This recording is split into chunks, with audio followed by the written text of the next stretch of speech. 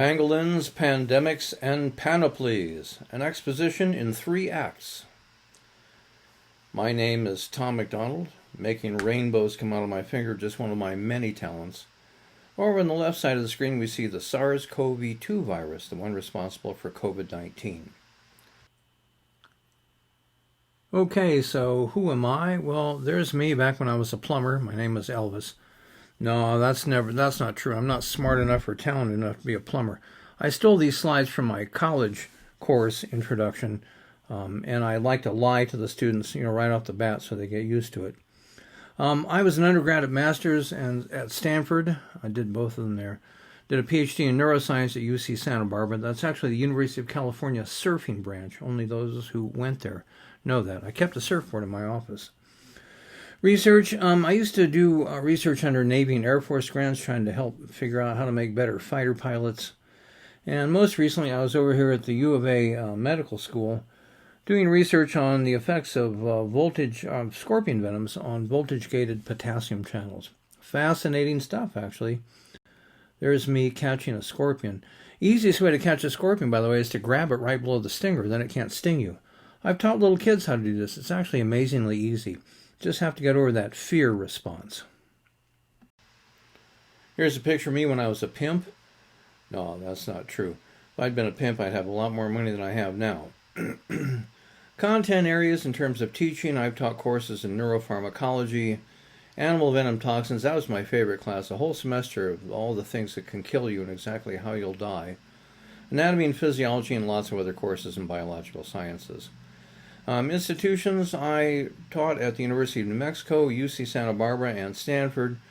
Currently an adjunct in the biology department at Pima Community College. I teach 2 classes a semester, mostly just to keep me off the streets and out of trouble. Kind of semi-retired now.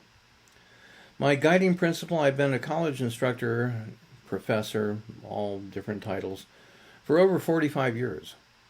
And Mark Twain said, soap and education are not as sudden as a massacre, but they're more deadly in the long run. So my education all through elementary school was the Sisters of Mary, and then high school was Jesuits. So I had 12 years of Catholic education. It was really good education, but oh my God, it was one of the most oppressive environments imaginable. Perfectly straight rows, sit up, eyes forward, no talking, raise your hand, get hit with wooden sticks and stuff. I decided when I became an instructor that I thought we could still learn a lot, but actually have fun doing it. So my classes are a lot more fun than what I went through. Act 1, Invasion. How do viruses work? Act 2, Defense. How does your immune system work? Act 3, Victory and Defeat. How do vaccines work? So I'm not trying to pass myself off as an expert on this. As I mentioned, I'm a neuroscientist, not a virologist, not an epidemiologist, not a microbiologist. But I have worked in labs. I've done a lot of scientific research. I've taught anatomy and physiology for many years. So I do understand the basics of this, and that's really my goal. Since the pandemic started, I have seen so much misinformation on the internet. And like in the store, as I stand there and listen to conversations, I hear people just saying ridiculous things.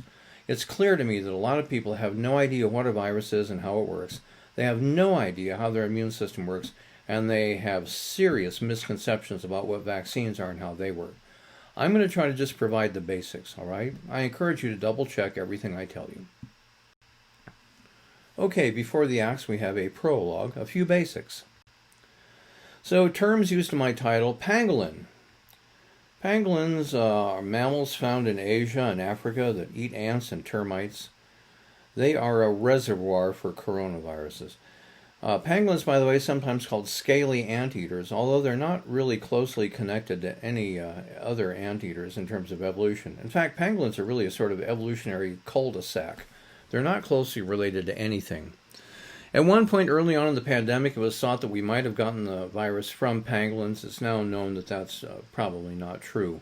But pangolins nonetheless do carry coronaviruses, so they could be a source of future pandemics.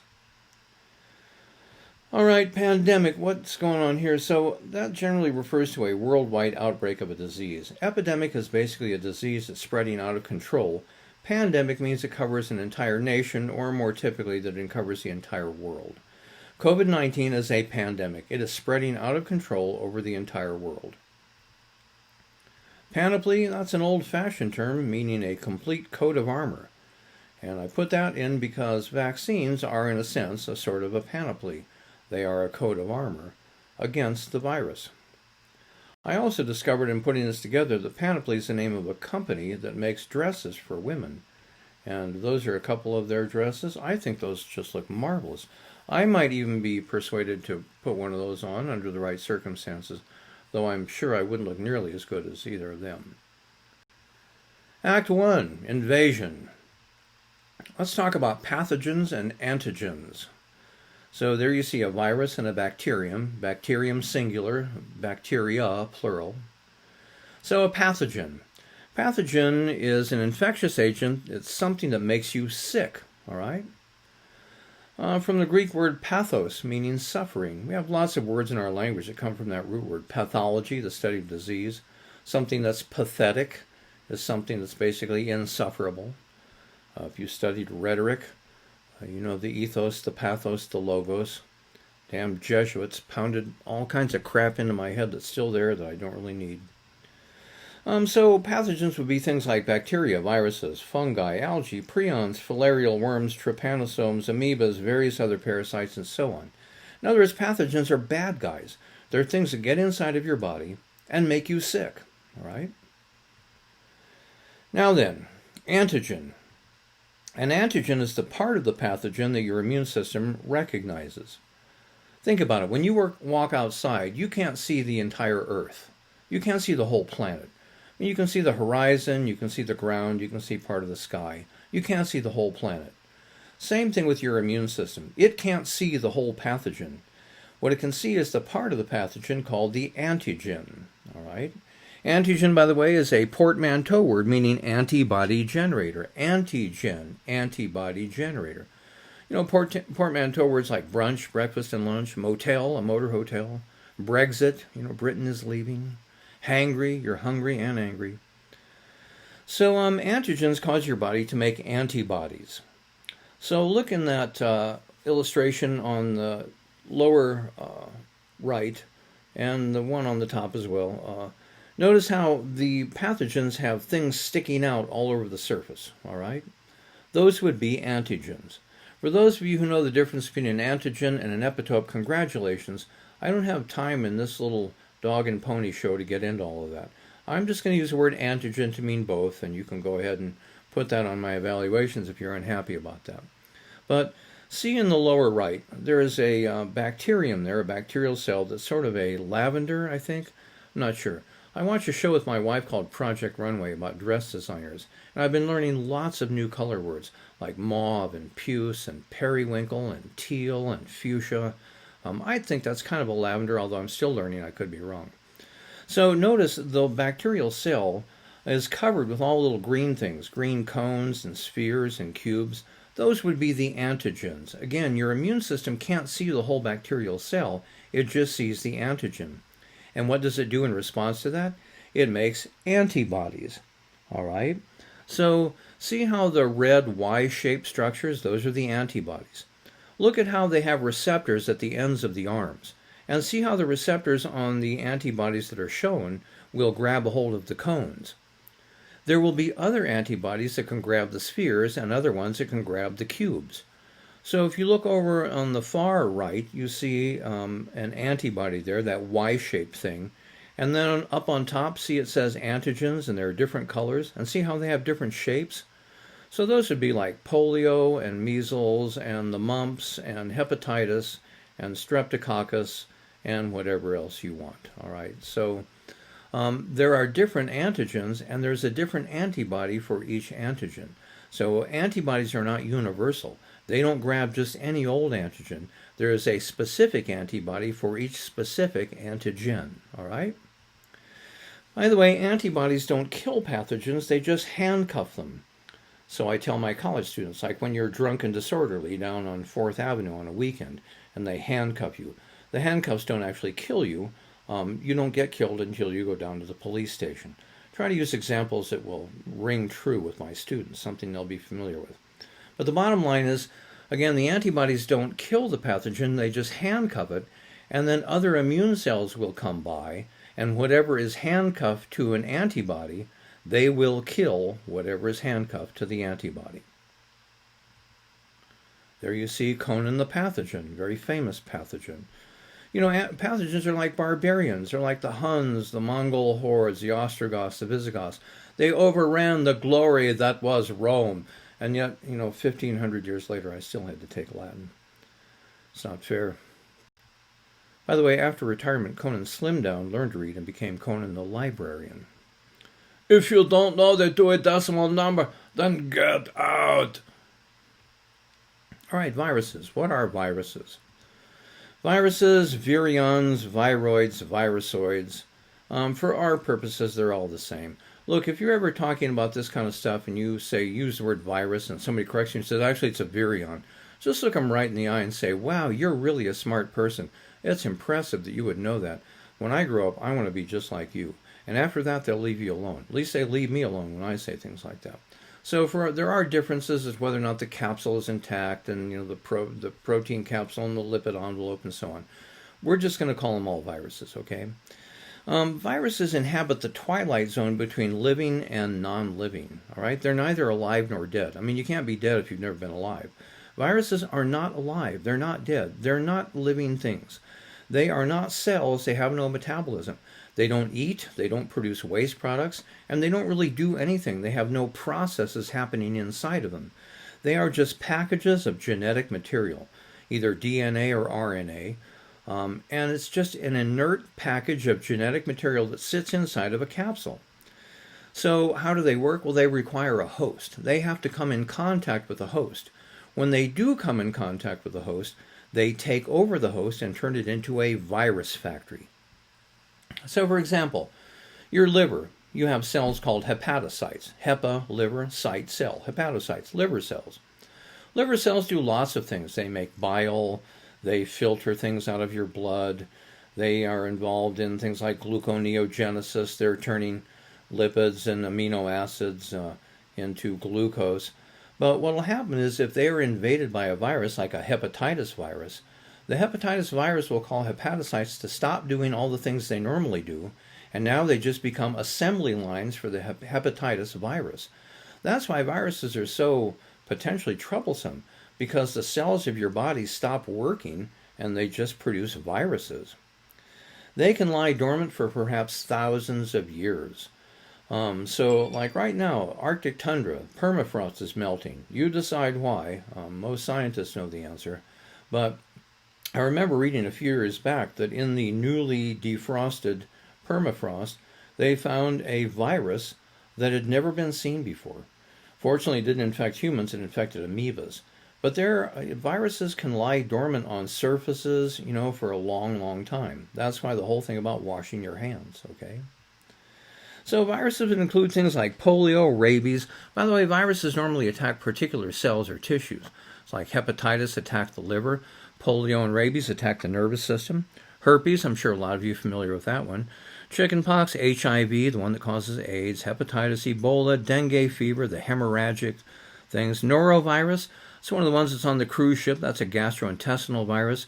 That's the one that people pay thousands of dollars to go on a cruise and then end up sitting on the toilet the whole time. Mumps, measles, rubella, rhinovirus, coronavirus, influenza, and many, many others. There are lots of viruses. Those last few, by the way, rhinovirus, coronavirus, influenza, those are respiratory viruses. They target the respiratory system. So there you see in the upper illustration an influenza virus. You can see it's got the envelope and the capsule, and there's just a bunch of RNA sitting inside of it. It doesn't just sits there waiting to get into a host. There's the HIV, there's a hepatitis B virus, there's a measles virus, there's polio virus, rabies virus. Again, look, it's just a package full of RNA. It doesn't really do anything on its own. It just invades other cells in the host. Ebola virus, the variola virus, all the pox virus family looks similar. And there's our old buddy, the coronavirus. Now see all those things on the outside, those little red triangles? Those would be the antigens, okay? They call them the spike proteins. But that's the part of the virus your immune system sees, okay? There are many other viruses as well. The blonde virus. They told me to scan this laptop to remove the virus. I'm just kidding. Please don't be offended. My sense of humor is just kind of weird. There's actually no correlation between hair color and intelligence. It is true, by the way, however, though, that women with green eyes have no soul. I can verify that based on a couple of experiences.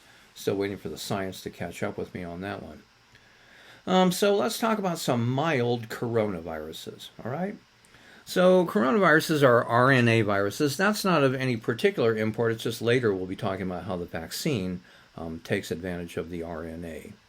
There are at least 36 different coronaviruses found in birds and mammals. There are tons of them. They're all in the same family. So they all have similar characteristics. They just have small differences from one to another. They're found in birds and mammals, mostly at least, maybe some other things, I'm not sure. They're called because the antigens form structures that look like a crown. So see on the upper part there, see the two coronaviruses? Two different coronaviruses. You can decide for yourself if you think they look like a crown or not. This is America. You get to decide whatever you want. Along with rhinoviruses responsible for common colds in humans. I don't remember the exact percentages. Coronaviruses are maybe 15 to 25%. Most colds are rhinoviruses. Rhino, nose, like rhinoceros, rhinoceros, nose horn. And they attack the respiratory system in humans. They attack the gastrointestinal system in cows and pigs. So what a virus attacks depends on the cells of the host. In some cases, some hosts have some cells that are more susceptible to the virus. Other hosts may have different cells that are more susceptible to the virus. There are 4 coronaviruses known to produce mild symptoms in humans, such as HCOV, OC43, and those other ones. So if you look at the timeline in the lower right, you can see first coronavirus identified in 1937. Then we found ones in 65, 67, up on the top half, 2004, 2005. Those are all coronaviruses known to cause colds in humans. The bottom half of the timeline are the severe coronaviruses. We'll talk about those in a moment. Coronaviruses, by the way, are found in bats, camels, rodents, cattle. So people ask, will this ever go away? Well, no. It's out in the animal population. And that's what happens. These viruses get passed back and forth between animals and humans. So we can't really ever expect these to go away. They're out there in nature, and they're going to be out there in nature for many years to come, most likely. So the severe coronaviruses. So SARS-CoV, what does that mean? Is that what's the code there? That's severe acute respiratory syndrome coronavirus. Okay, see, CoV, coronavirus, SARS, severe acute respiratory syndrome. It's an acronym, all right? There was an outbreak of this in 2002 and 2003 in Asia. It has a reservoir in bats and civets. Civets are carnivores that look, kind of like a cross between a cat and a raccoon or something. But they are a reservoir for the coronavirus. It passed to humans through these animals. Then there's MERS-CoV, that's Middle East Respiratory Syndrome coronavirus. The outbreak was in 2012-2013 in the Middle East. This is the most contagious and lethal so far. It killed something like 1 out of 3. And here has a reservoir in bats and camels. You can see in the illustration there on the top, it's going from bats to civets, SARS-CoV. MERS went from bats to camels. At this point, when they made this diagram, they weren't sure if it went from bats to pangolins or from pangolins to bats. Looks like it might be neither one. All the evidence now points to the conclusion that we got it from bats. It is in pangolins as well, but it's not clear that it was ever in pangolins on the way to get to us. And in the lower part of that illustration, you can see it says alveoli or alveoli. People pronounce it both ways. Those are the little sacs at the bottoms of your lung. That's how you get oxygen into your body. And that's what the coronavirus is targeting. You can see in the little zoomed inset that the virus is going into those alveoli. That's the problem. This attacks your respiratory system. So let's talk about SARS-CoV-2 and COVID-19. You see on the right there a list of the symptoms. I'm sure you're familiar with these by now. Fever, cough, shortness of breath, chills, muscle pain, headache, sore throat.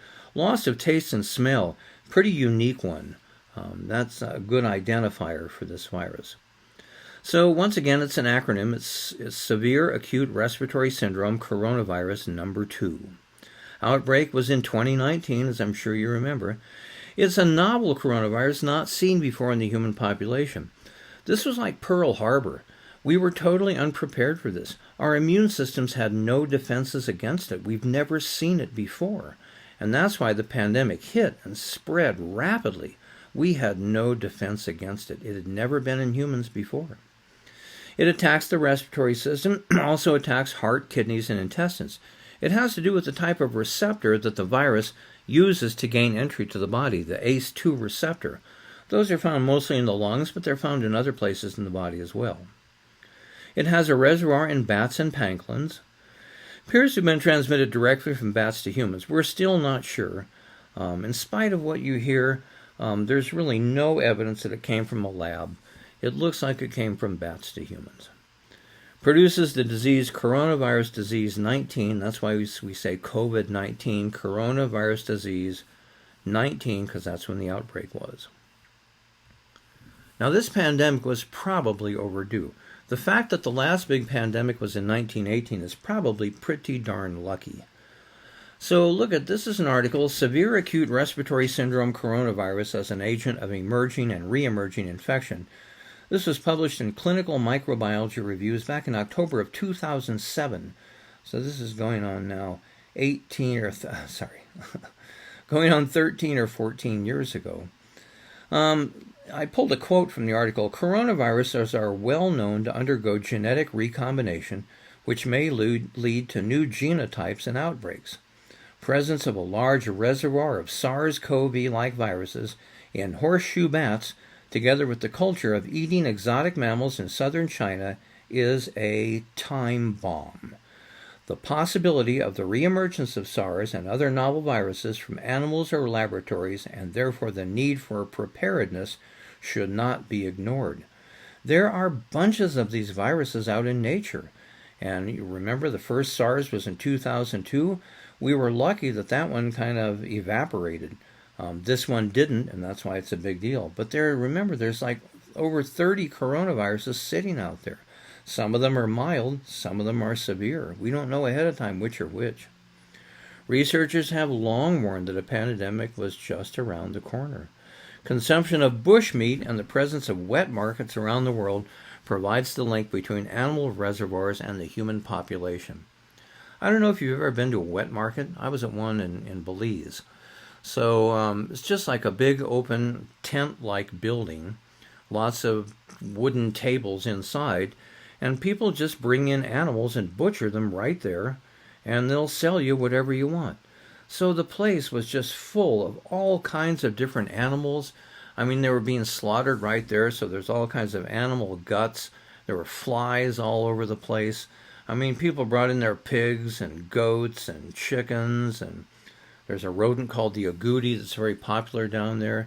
So, you just walk up to a table and, bargain for what you want. If they don't have the cut you want, then you just describe what you want and they'll chop it up some more for you. But you talk about a place that would be heaven for a virus. Oh my God, all kinds of different species of animals, an environment in which all these things are coming into contact with one another. I mean, people are working with their bare hands. I mean, it's not surprising that wet markets are an easy way for viruses to get moved around. By the way, wet markets are common. Central America, South America, Africa, China, Indonesia. So this is something that's not a rare occurrence. This is a common occurrence in parts of the world where people are poor and they eat all kinds of exotic meats because that may be the only thing they can get. Original SARS-CoV virus is traced to wet markets in the Guangdong province of China. So coronavirus, HIV, Ebola virus, Creutzfeldt-Jakob disease, and anthrax appear to have been transmitted to humans via processing and consumption of exotic wild animals. All the indications are that's how we got HIV. That's how we got Ebola. Creutzfeldt-Jakob from cannibalism, in part. And it's not that people are having sex with animals. That's a ridiculous idea. It's just that it's the butchering and consumption of all these exotic animal meats. Leprosy, smallpox, tuberculosis, cholera, syphilis, influenza, all thought to be possibly of zoonotic origin, meaning coming from animals. All right, respiratory infections. So look over there on the right side in the upper diagram. You see the upper respiratory tract, the nasal cavity, the pharynx, just fancy word for throat, larynx, that's your voice box, and then the lower respiratory tract, trachea, which is your windpipe, primary bronchi, those are the tubes that go into your lungs, and then down in your lungs, and at the very bottom, as we saw before, are the alveoli. So upper respiratory infections, URIs, they affect the nose, the sinuses, the throat. They include things like common cold, tonsillitis, laryngitis, middle ear infections, some types of flu. Middle ear connects to the throat through the eustachian or auditory tube. So those are all, in one way or another, considered to be upper respiratory infections. Typical symptoms, you've had these: coughing, sneezing, sore throat, congestion, runny nose, and fever. Lower respiratory infections are a whole different kind of a thing. They affect the trachea, the bronchi, and the lungs, particularly the alveoli. They include bronchitis, pneumonia, severe influenzas and coronavirus, SARS and MERS. Symptoms and outcomes will include things like shortness of breath, cyanosis, you turn blue because you can't get oxygen, pneumonia, possible pulmonary edema, that's where your lungs fill with fluid, and ARDS, acute respiratory distress syndrome. So you see in the lower illustration there, ARDS, there are the alveoli again. On the left, you see healthy alveoli exchanging oxygen, taking oxygen from the air, putting it into your blood. On the right, you see what happens here, pneumonia. That's an infection, leads to ARDS, and what happens is your alveoli fill with fluid. When they fill with fluid, you cannot exchange gases, and therefore you suffocate, all right? And it went too fast past that, but lower respiratory infections are the leading cause of death by infectious disease worldwide. You think of all those horrible exotic, tropical diseases, blackwater fever and schistosomiasis and malaria. Yeah, those kill a lot of people, but not nearly as many as the lower respiratory infections. Because once again, if you can't breathe, you can't live. So here, a great graphic put out near the start of the pandemic. COVID-19, up at the top you see healthy alveoli, then you see them getting infected, then you see a moderate infection, and then in the lower left you see what happens. Here you've got the pulmonary edema. Your lungs are filling with pus and mucus and fluid. And when that happens, all the king's horses and all the king's men can't really do anything for you. If you can't breathe, it doesn't matter how many ventilators they put you on. Ventilators only get the oxygen into your lungs.